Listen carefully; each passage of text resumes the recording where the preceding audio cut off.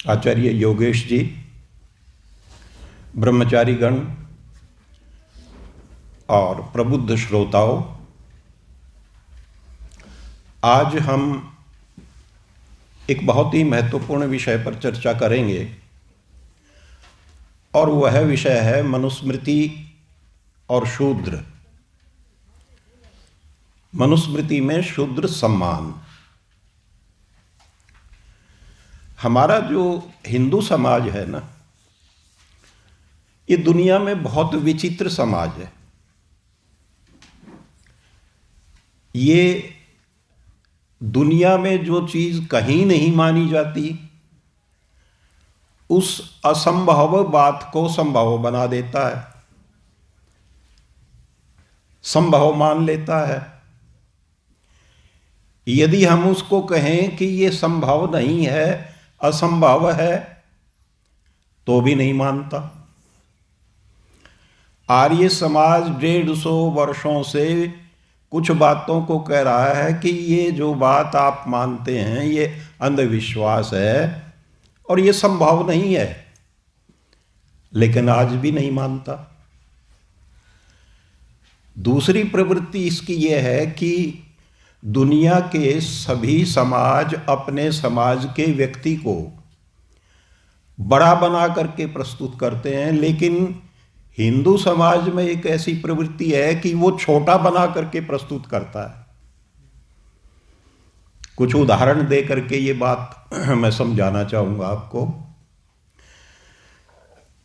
महाराज शिव, जिसको हम ब्रह्मा विष्णु महेश के रूप में तीन देवताओं में याद करते हैं, उनके एक छोटे पुत्र थे और उनका क्या नाम था? गणेश। तो गणेश कहते हैं एक गण के सेनापति को, एक गण के का जो मुखिया होता है उसको गणेश कहते हैं। जैसे मैं अभी कह रहा था, श्रोतागण, विद्वद्गण, और हाथियों के समूह का जो मुखिया होता है उसको भी गणेश कहते हैं। लेकिन हमने शिव जी के पुत्र सेनापति, जो सेनापति थे, बड़े पुत्र कार्तिकेय भी सेनापति थे, छोटे पुत्र को सेनापति के रूप में प्रस्तुत न करके किस रूप में प्रस्तुत कर दिया? बोल दीजिए। हाथी के रूप। यानी इंसान से भी क्या बना दिया उसको? पशु बना दिया। दुनिया में कहीं नहीं देखा होगा आपने ऐसा विचित्र दृश्य। हनुमान रामायण के एक प्रमुख पात्र हैं, और यदि आप रामायण पढ़ेंगे तो श्री राम के गुणों के बाद यदि सर्वाधिक गुण किसी महापुरुष के रामायण में वर्णित किए गए हैं तो वो दूसरे महापुरुष हैं हनुमान। वीर भी थे, बुद्धिमान भी थे, शास्त्रों के ज्ञाता भी थे, बहुत अच्छे कूटनीतिक भी थे, राजनीतिक भी थे, श्री राम के कार्य साधक थे पग पग पर। उनका ये कहिए कि वानर वंश था या वानर गोत्र था। तो वानर शब्द के दो अर्थ होते हैं, या तो वंश या वन में रहने वाला व्यक्ति, जिसको हम वनवासी कहते हैं, और एक वानर का अर्थ होता है बंदर भी। लेकिन हिंदू समाज ने वो वनवासी ने बना करके उसको भी क्या बना दिया? बंदर बना दिया, पशु बना दिया। इंसान से पशु बनाने की साइंस केवल हिंदू को आती है, दुनिया में और किसी को नहीं आती। इसी तरह ऋक्षराज सेनापति थे। ऋक्ष समाज के मुखिया जो थे वो सेनापति थे। श्री राम की सेना में रावण के विरुद्ध लड़े थे। एक ऋक्ष समाज के सेनापति को क्या बना दिया? रीछ बना दिया, भालू बना दिया। रामायण में श्री राम की पत्नी का नाम सीता है। सीता शब्द के दो अर्थ हैं। एक तो जनक की पुत्री,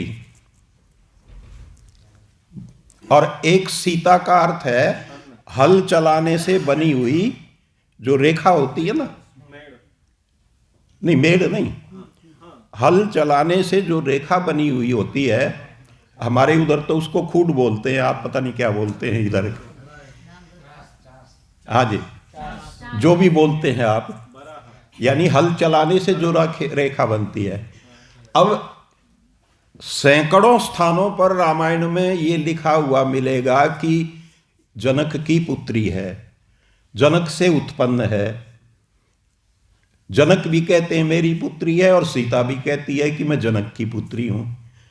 पर पौराणिकों ने कहानी बना के जोड़ दी कि सीता जो है वो कहां से पैदा हुई थी? हल चला रहे थे, और उस राजा जनक हल चला रहे थे, और हल चलाते चलाते उस रेखा में से सीता पैदा हो गई। आपको दुनिया में मिट्टी में से हल चलाते हुए पैदा होते कीड़े मकोड़े तो आपने देखे होंगे, लेकिन कोई लड़की पैदा हुई हो, ये साइंस केवल हिंदुओं के पास है। महर्षि मनु, जैसा कि मैंने कल आपको बताया, हमारे आदि पुरुष हैं, आदि राजा हैं, आदि धर्मशास्त्रकार हैं, और उनका हमारे इतिहास में एक बहुत ही गौरवपूर्ण प्रतिष्ठापूर्ण स्थान रहा है। लेकिन हम हिंदू ही हैं कि अपने आदि महापुरुष को, जिसके हम वंश के हैं, जो हमारा पूर्व वंश का महापुरुष है, उसको गालियां देते हैं और उसको जो है ना बुरा भला कहते हैं, उसकी आलोचना करते हैं। अपने दादा परदादाओं का कोई अगर उनकी कोई निंदा करे, बुरा करे, तो आपने ऐसा दुनिया में कहीं नहीं देखा होगा। दुनिया में आपने कहीं नहीं देखा होगा ऐसा कि अपने पूर्वज महापुरुषों की निंदा करे। देखिए उनका कितना हमारे समाज में कितना महत्वपूर्ण स्थान है, और कैसे वो हमारे आदि पुरुष हैं। वो आदि राजा हुए, तो राजाओं को प्रजा का पिता माना जाता था हमारे साहित्य में, और प्रजा को राजाओं का पुत्र माना जाता था। पिता पुत्र का उनका संबंध होता था। इसलिए सारी प्रजाएं अपने राजा को एक पिता के सदृश मानती थी, और अपने आप को उसके पुत्र के रूप में, उसके वंश के रूप में स्वीकार करती थी। संस्कृत में और हिंदी में जितने भी इंसान के नाम हैं, जितने आदमी के नाम हैं, वो सारे मनु के नाम पर बने हुए हैं। उनका सब का क्या अर्थ है?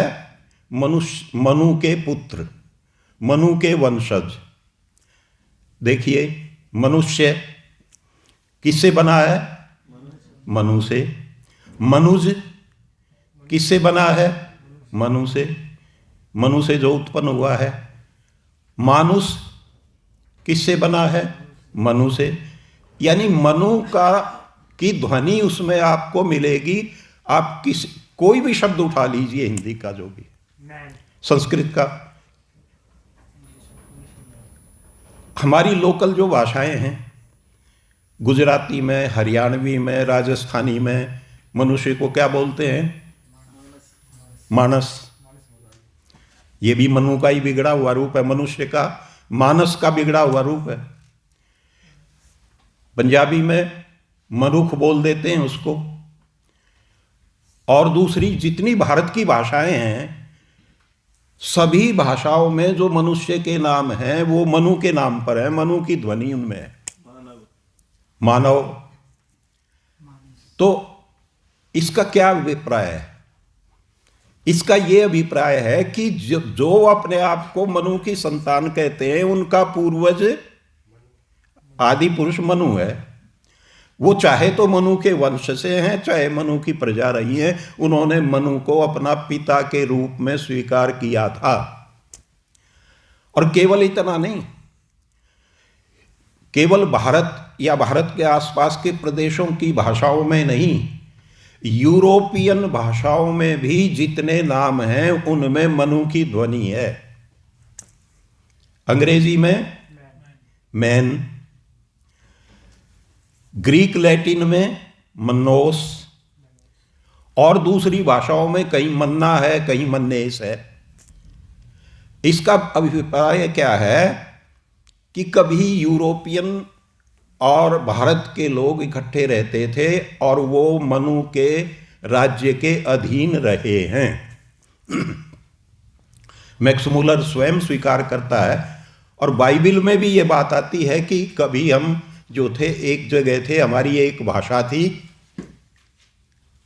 और यूरोपियन लेखकों ने उस भाषा का नाम दिया है भारोपीय भाषा, यानी वो भाषा जो भारतीयों की और यूरोप वालों की कभी एक रही है।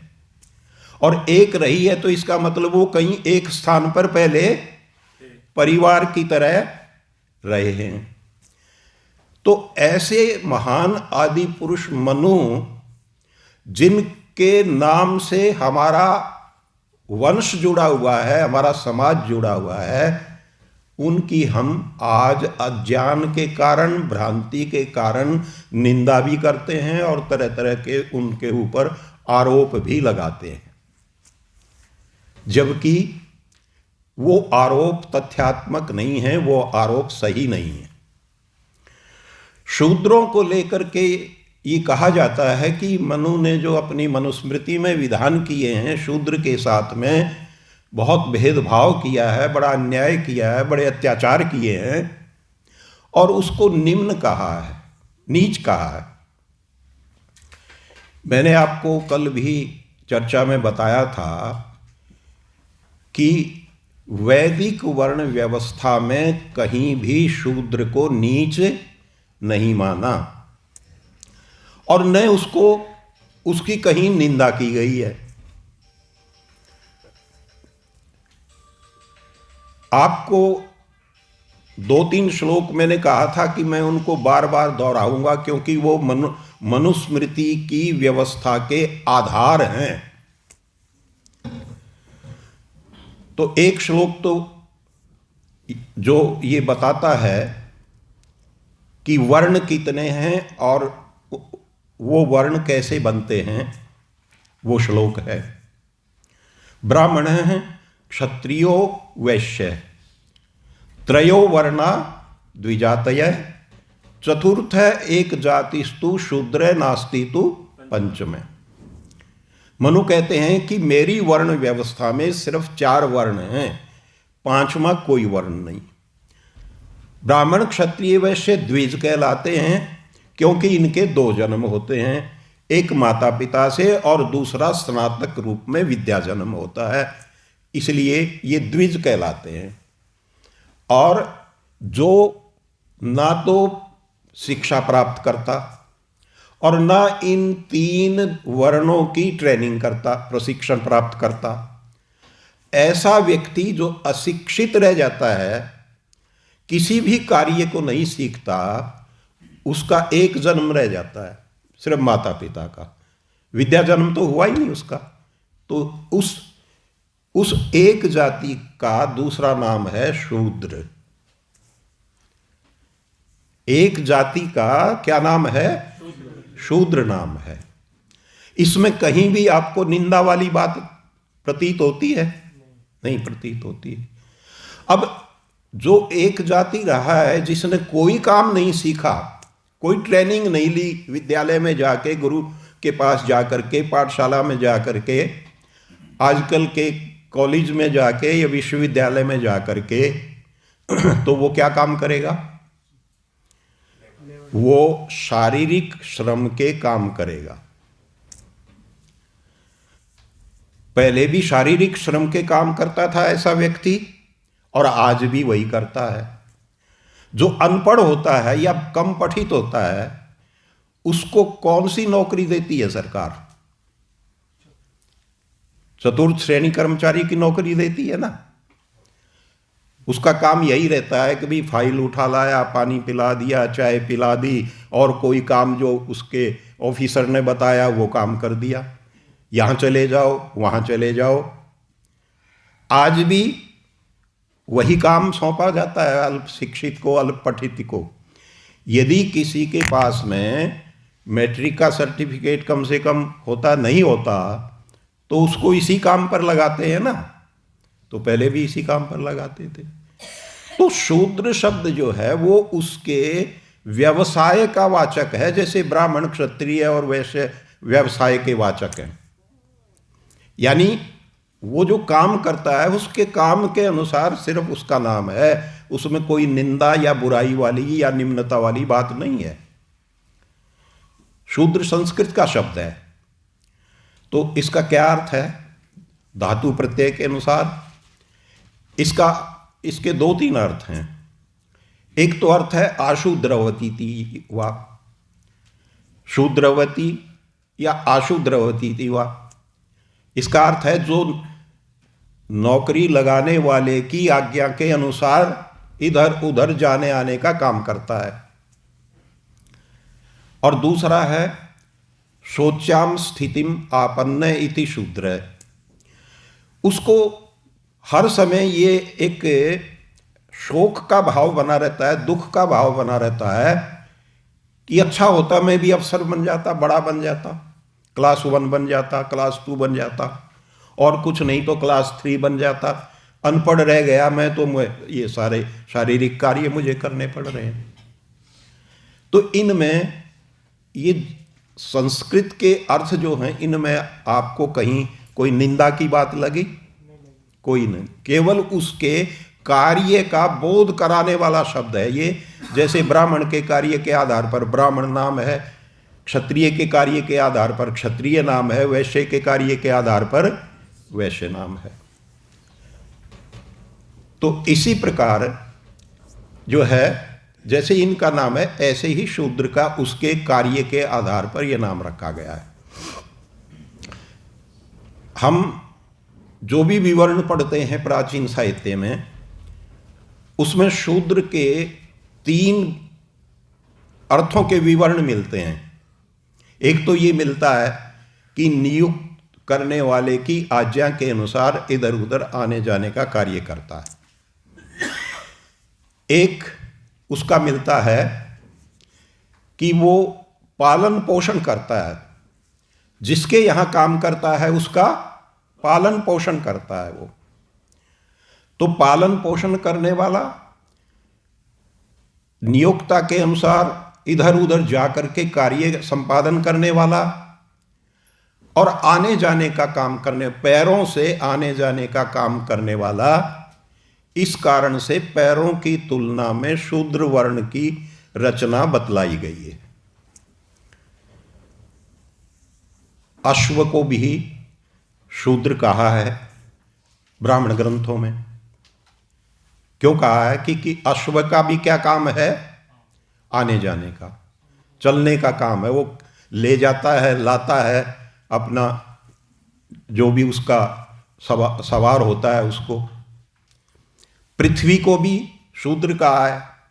शौद्रम वर्णम असृजत पूषणम, ये ब्राह्मण ग्रंथों का, संहिता ग्रंथों का वचन है। पूषण कहते हैं पृथ्वी को, पूषा को, क्योंकि पूषा हम सब का पालन पोषण करती है, अतः वो शूद्र वर्ण है। तो इसमें कोई निंदा है क्या? अगर पृथ्वी ना हो तो ना तो हम रह सकते हैं, ना हमें कोई खान पान की चीजें मिल सकती हैं, ना फल फ्रूट मिलेंगे। हमारे जीने की जो भी वस्तुएं हमें प्राप्त होती हैं, जो भी पालन पोषण करने के लिए हमारी वस्तुओं की आवश्यकता है, वो कौन देता है? पृथ्वी देती है। इसी प्रकार, ठीक इसी प्रकार शूद्र जो है घरों में काम करता है, तो वो अपने मालिक का पालन पोषण करता है। उसके बिना घर के काम नहीं होते, इसलिए उसका शूद्र नाम है। और जो व्यक्ति घरों में काम करेगा जो व्यक्ति घर का खाना बनाएगा, जो व्यक्ति आपके खाने पीने का सामान लाएगा, जो आपके घर की सफाई करेगा, जो आपके कपड़ों की सफाई करेगा, यानी एक परिवार के सदस्य की तरह एक नौकर आपके घर में रहता है, तो वो क्या अछूत होता है? क्या ये संभव है क्या वो अछूत हो सके? नहीं तो शूद्र जो है उसका काम एक ही तो बताया है ना, सेवा करना। तो वो अछूत कभी भी नहीं हो सकता। छुआछूत का उसके साथ में कोई प्रसंग नहीं है। इसलिए उसके पर्यायवाची जो नाम दिए हैं मनुस्मृति में, कहीं तो उसको सेवक कहा है, कहीं परिचर कहा है, परिचर का भी अर्थ है जो घूम फिर के सेवा करने वाला है, कहीं प्रेष्य कहा है, प्रेष्य का अर्थ है कि जिसको काम के लिए भेजने की आज्ञा दी जाए, कहीं भृत्य कहा है। ये बहुत महत्वपूर्ण शब्द है भृत्य। महत्वपूर्ण इसलिए है कि जहां शूद्र का कर्तव्य अपने मालिक की, अपने नियोक्ता की सेवा करना है, उसका पालन को पोषण करना है, तो शूद्र को भृत्य इसलिए कहा है कि शूद्र का पालन पोषण करना मालिक का कर्तव्य है, नियुक्ति करने वाला का कर्तव्य है, इसलिए उसको भृत्य कहा है। फिर से मैं आपको दोहरा दूं ये बात कि शूद्र का भृत्य नाम इसलिए है कि जहां भी ये सेवा करेगा, नौकरी करेगा, इसका पालन पोषण करने की ड्यूटी, दायित्व, कानूनी तौर पर जिम्मेदारी किसकी होगी? मालिक की होगी, नियोक्ता की होगी। अगर वो नहीं करेगा तो वो अपराधी माना जाएगा वर्ण व्यवस्था के अनुसार, मनु की व्यवस्था के अनुसार। तो दोनों की जिम्मेदारी तय कर दी। जैसे पिता की और पुत्र की है, पुत्र की पिता के प्रति होती है और पिता की पुत्र के प्रति। इसी प्रकार शूद्र के प्रति नियोक्ता का दायित्व है और नियोक्ता के प्रति शूद्र का दायित्व है। उसको भी उसका भरण पोषण करना पड़ेगा। उसके साथ कोई अन्याय, अत्याचार या कोई पीड़ादायक कार्य अगर करेगा तो वो दंडनीय होगा, वो उस वर्ण व्यवस्था के कानून के हिसाब से अपराधी माना जाएगा। अब ऐसी स्थिति में मान लीजिए कोई शूद्र रह जाता है, तो मैंने आपको बताया था कि एक छूट वर्ण व्यवस्था में दी गई है कि कोई भी व्यक्ति कभी भी अपना वर्ण परिवर्तन कर सकता है। मैंने आपको उदाहरण दिए थे बहुत सारे। अगर कोई शूद्र रह गया किसी कारण से, मजबूरी में रह गया, कहीं प्रवेश नहीं दे पाए, मजबूरी में रह गया, प्रवेश नहीं ले पाया, और किसी कारण से उसने पढ़ाई छोड़ दी, तो जीवन में कभी भी वो अपने इच्छित वर्ण की योग्यता प्राप्त करके फिर से उस वर्ण को प्राप्त कर सकता है। और इसीलिए एक श्लोक जो मैंने कल बोला था और कल भी बोलेंगे बार बार इसको, क्योंकि ये आधारभूत है, वो ये है कि शूद्रो ब्राह्मणतामेति ब्राह्मणश्चैति शूद्रताम क्षत्रियात् जातमेवं तु विद्यात् वैश्यात् तथैव च। इसका अर्थ मैंने आपको बताया था कि शूद्र ब्राह्मण बन जाता है और ब्राह्मण शूद्र बन जाता है। इसी प्रकार से क्षत्रिय और वैश्य का भी वर्ण परिवर्तन हो जाता है। अच्छा, आज की व्यवस्था में कोई क्लास 4 है, उसको कोई क्लास 1 बना देगा क्या? क्यों जी? देखा है कोई? ज्यादा से ज्यादा ये होगा कि उसको क्लास 3 बना दिया। लेकिन मनु तो सीधा क्लास 4 से क्लास 1 बनाने की इजाजत दे रहे हैं। सर्वोच्च वर्ण वो ब्राह्मण भी बन सकता है। अगर शूद्र नीच होता या निम्न माना जाता या निंदाबोधक होता तो वो ब्राह्मण बनने का उसको आदेश कभी होता? कभी नहीं होता। ये गलत व्याख्याएं करके हम मनुस्मृति के प्रति लोगों ने भ्रांतियां ज़्यादा फैला दी, अपने अज्ञान के कारण भ्रांतियां फैला दी, और भ्रांतियां अपनी हैं निंदा मनु की कर रहे हैं, मनुस्मृति की कर रहे हैं। तो शूद्र जब ब्राह्मण बन जाता है और ब्राह्मण शूद्र बन जाता है तो इससे बड़ी छूट किसी भी दुनिया की व्यवस्था में नहीं है। उस प्रकार की योग्यता प्राप्त करके आप क्षत्रिय से भी इसी प्रकार बन सकते हैं, ब्राह्मण बन सकते हैं, और जो अपने कर्तव्यों का पालन नहीं करेगा तो डिमोट हो जाएगा।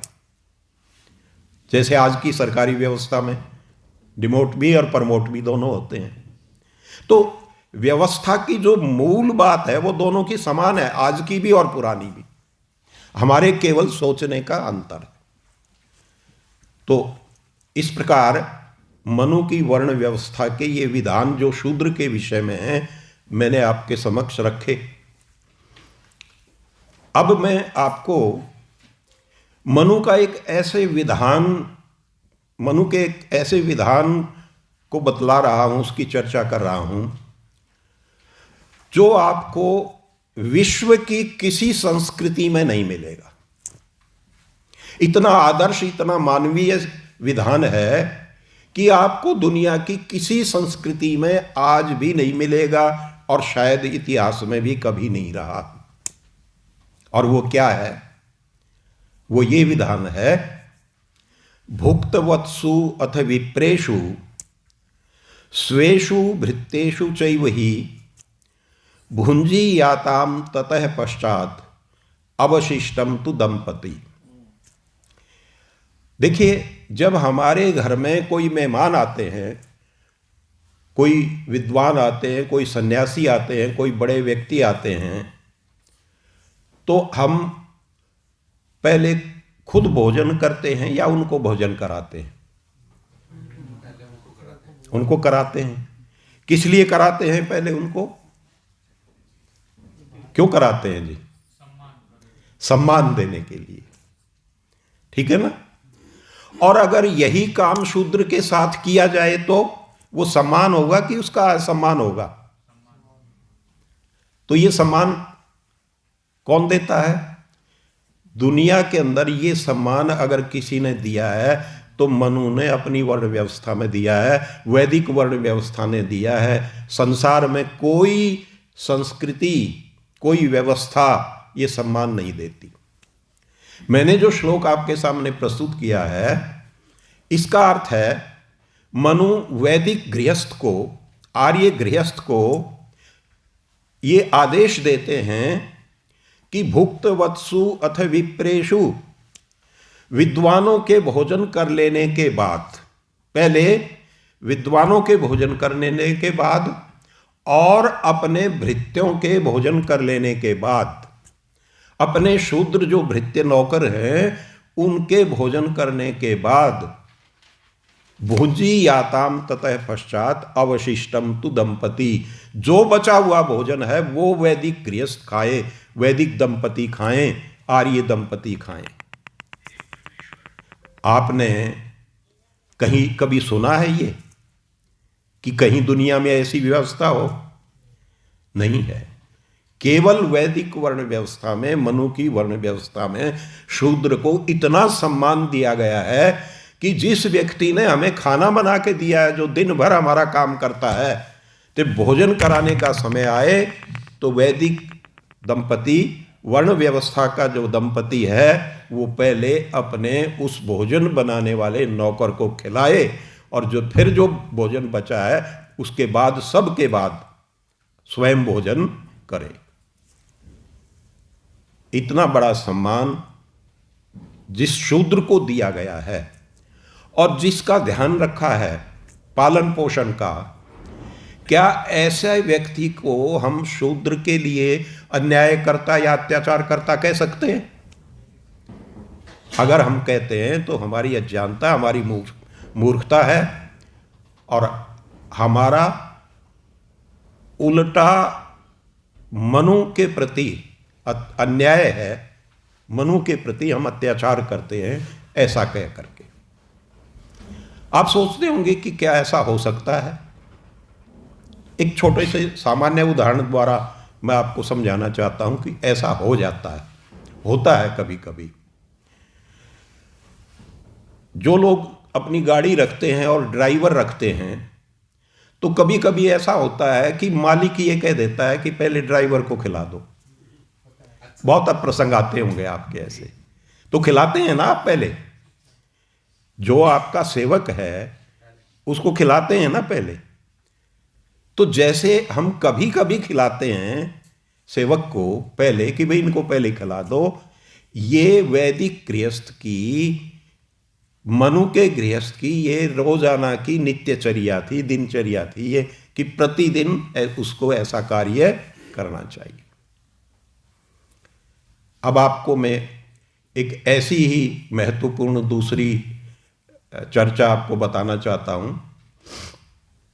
शूद्र के विषय में जब हम मनु की आलोचना सुनते हैं लोगों की, और ये कुछ हद तक ठीक भी है कि कहीं कहीं बीच में शूद्र के लिए बहुत ही अन्यायपूर्ण दंडों का विधान किया है, अत्याचारपूर्ण दंडों का विधान किया है।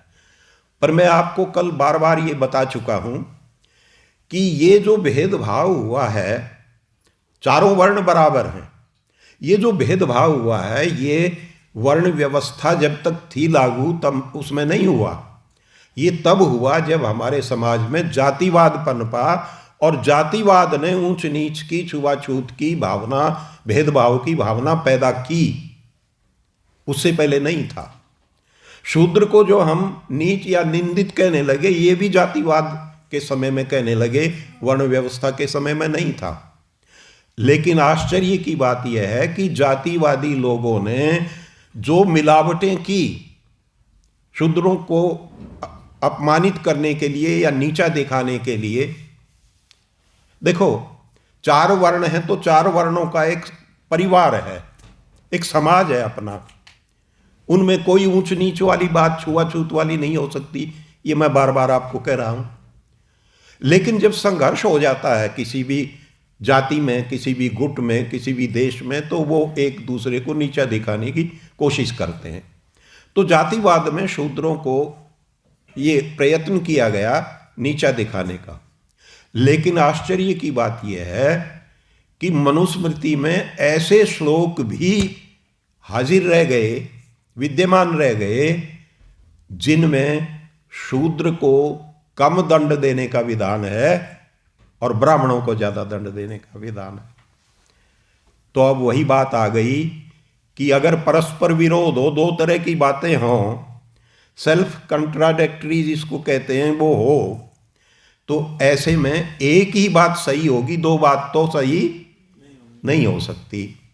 जो प्रसंग के अनुसार सही है वो बात सही होगी। तो एक दो श्लोक बोल करके मैं आपको मनु की दंड नीति को स्पष्ट करता हूं कि मनु की दंड नीति क्या थी। अष्टापाद्यम तु शूद्रस्य स्तेये भवति किल विषम षोडशैव तु वैश्यस्य द्वात्रिंशत् क्षत्रियस्य तु। कहते हैं यदि कोई अपराध करता है, चोरी के प्रसंग में ये कहा है, कोई शूद्र अगर अपराध करता है तो उसको मान लो 8 रुपए दंड दिया जाए। तो वैश्य वर्ण को षोडशैव कितना दिया जाए?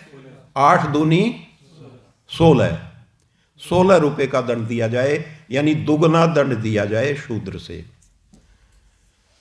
द्वात्रिंशत् क्षत्रियस्य, और यदि वही अपराध क्षत्रिय करे तो 16 का दुगना 32 गुना दंड दिया जाए। और वही अपराध यदि ब्राह्मण करे, क्षत्रिय का तो 32 हो गया ना, ब्राह्मण करे तो ब्राह्मण को 32 का दुगना 64। और ये कहते हैं आगे श्लोक में कि यदि जज को, न्यायकर्ता को ये प्रतीत हो कि ये कम रह गया ब्राह्मण के लिए दंड, तो 100 गुना दंड दो। और फिर भी अगर ये लगे कि कम और कम रह गया तो 64 का दुगना दंड दो। कितना हो गया? 64 का दुगना 128 गुना दंड हो गया। अब आप ये बताइए कि नाराज किसको होना चाहिए, ब्राह्मण को कि शूद्र को? और जो ये श्लोक मिलते हैं मनुस्मृति में कि शूद्र को ज्यादा दंड दो ब्राह्मण को कम, वो गलत है कि नहीं है? वो मिलाए गए, बाद के मिलाए गए मिलावट हैं, प्रक्षेप हैं। अगर प्रक्षेप नहीं होते तो ये एक प्रसंग में जुड़ा हुआ विधान जो मिलता है मनु की दंड नीति का, ये नहीं होता फिर उसके अंदर। और लोग कहते हैं कि मनुस्मृति में ब्राह्मणवाद की चर्चा है, ब्राह्मणवाद को बहुत सुविधा दी गई है, ये कहा गया है कि ब्राह्मण को दंड नहीं देना चाहिए। इससे अगला ही श्लोक है, पिताचार्य सुहृन माता भ्राता पुत्र पुरोहित ना दंड्यो नाम राज्योस्ति ये स्वधर्मेन तिष्ठति। कहते हैं जो अपने धर्म का पालन नहीं करता, अपने धर्म को तो भंग करता है, अपने कानून को तोड़ता है, तो कोई भी ऐसा व्यक्ति नहीं होता जिसको राजा के द्वारा दंड न दिया जाए। सबको, कानून तोड़ने वाले को, धर्म को तोड़ने वाले को दंड देना चाहिए। कौन कौन? पिता, आचार्य, सुहृत, मित्र, माता, भाई, भगिनी और पुरोहित। किसी को नहीं छोड़ना चाहिए अपराध करने पर। अब आप ये बताइए कि ये जो मैंने गिने हैं, इनमें आचार्य कौन होता है, किस वर्ण का होता है? और पुरोहित किस वर्ण का होता है ना? ब्राह्मण वर्ण को दंड का विधान स्पष्ट रूप से। तो ये कहना कि मनुस्मृति में ब्राह्मणों को दंड न देने का विधान है, स्पष्ट रूप से गलत है। वो मिलावट के आधार पर है। दोनों बातें सही नहीं हो सकती। और मनु की दंड नीति तो क्या थी कि यदि राजा वही अपराध कर दे तो राजा को कितना दंड देना चाहिए? राजा को शूद्र से 1000 गुना दंड देना चाहिए। कितना दंड देना चाहिए? जितने बड़े बड़े पद हैं, स्थान हैं, उनको ज्यादा दंड देने का विधान मनु ने क्यों किया है? क्योंकि उनकी न्याय व्यवस्था की एक विशेषता है। वो उनके 3-4 पैमाने हैं न्याय व्यवस्था के। एक तो पैमाना है कि अपराध कितना गंभीर है, क्या अपराध किया है, और एक अपराध किसने किया है,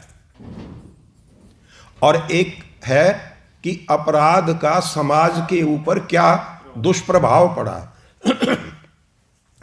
क्या दुष्प्रभाव पड़ा है?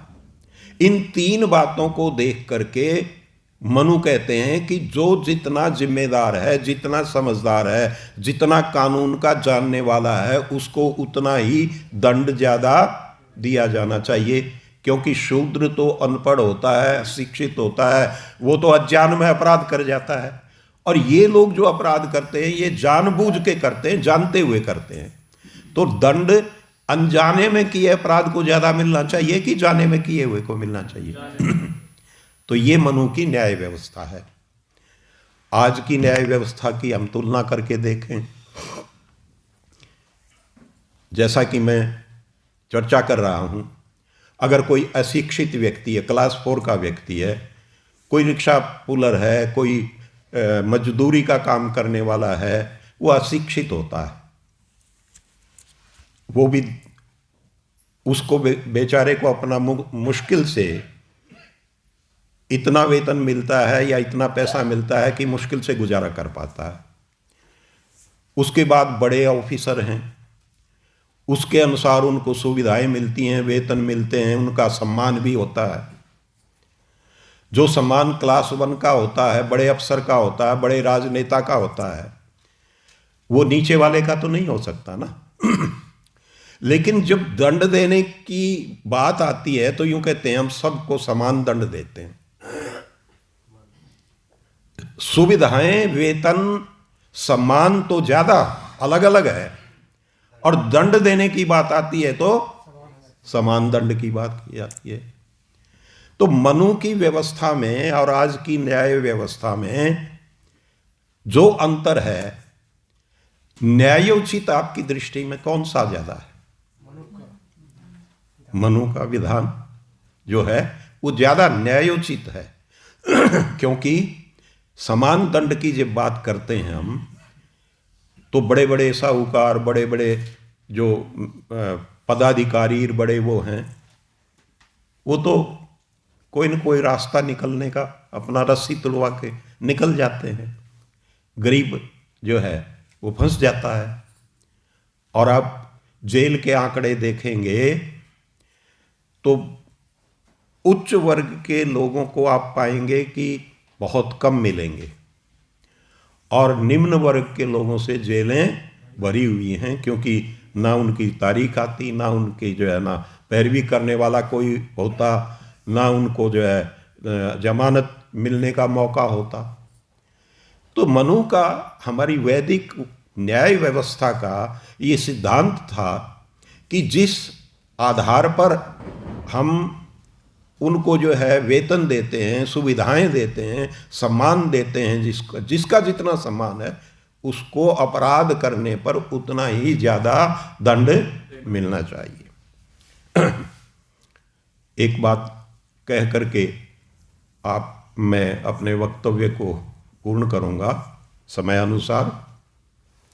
मनु की ये प्रतिज्ञा है कि उनकी मनुस्मृति जो है वो वेदानुकूल है, वेद पर आधारित है, और वो वेद को प्रमाण मानते हैं,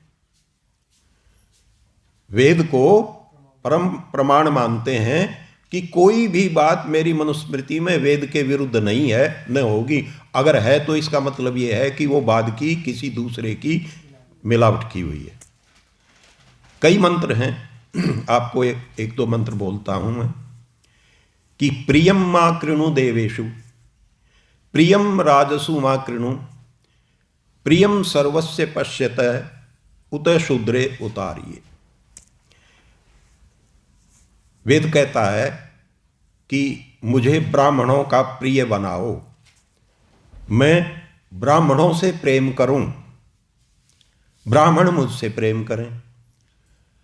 प्रियम राजसु मा कृणु, ऐसे ही क्षत्रिय मुझसे प्रेम करें और मैं क्षत्रियों से प्रेम का व्यवहार करूं। प्रियम सर्वस्य पश्यत, जिसको भी मैं अपने सामने देखूं उसके साथ मैं प्रेम का व्यवहार करूं। उसी प्रकार शूद्र हो तो वो भी मुझसे प्रेम का व्यवहार करे और मैं भी उससे प्रेम का व्यवहार करूं। और आर्य कहते हैं वैश्य को, आर्य वैश्य से भी मैं प्रेम का व्यवहार करूं और वो मुझसे प्रेम का व्यवहार करे।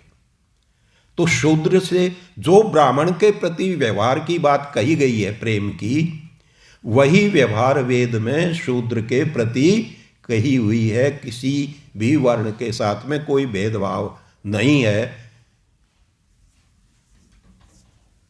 यदि वो भेदभाव मिलता है तो वो वेदानुकूल नहीं है, और वेदानुकूल न होने से इसका मतलब वो मनु का वचन नहीं है। इसी प्रकार और भी कई मंत्र हैं। अज्येष्ठास कनिष्ठास एते, इस वैदिक समाज में न कोई बड़ा है न कोई छोटा है, सबका व्यवहार बराबर होना चाहिए। समानी प्रपा सहवो चित्तमेशाम, इनका पीने खाने का स्थान एक हो। आप रामायण पढ़ेंगे तो वेद का ये मंत्र साकार होता हुआ आपको दिखाई देगा। दशरथ ने, राजा दशरथ ने जब पुत्रेष्टि यज्ञ किया, बहुत बड़े स्तर पर किया था, तो आप उसमें पढ़ेंगे कि राजा दशरथ ने अपने पुत्रेष्टि यज्ञ में हजारों ब्राह्मणों, हजारों क्षत्रियों, हजारों वैश्यों और हजारों शूद्रों को आमंत्रित किया था। शूद्राणाम सहस्रश, सहस्रों शूद्रों को आमंत्रित किया था जो शूद्र वर्ण में लोग रह गए थे। और वशिष्ठ कहते हैं कि सबको बड़े प्रेम और सम्मान के साथ भोजन खिलाना है, किसी के साथ भेदभाव नहीं करना, और एक पंक्ति में बैठ करके सब ने भोजन किया था। तो वैदिक वर्ण व्यवस्था में इस प्रकार का शूद्र के प्रति कोई भेदभाव नहीं था कि उसको छोटा माना जाता हो। ये जातिवाद में ये चीजें बनी हैं और हमारे लेखकों ने या हमारे व्याख्याकर्ताओं ने अपने अज्ञान से, अपनी भ्रांति से, अपने दुराग्रह से कह लीजिए आज, क्योंकि दुराग्रह भी आज एक कारण बन गया है, मनु के ऊपर उनको थोप दिया, जातिवाद को मनु के ऊपर थोप दिया और शूद्र के प्रति विरोध प्रकट करने वाला हमने लोगों को बता दिया, जो कि गलत है और मनुस्मृति के विरुद्ध है।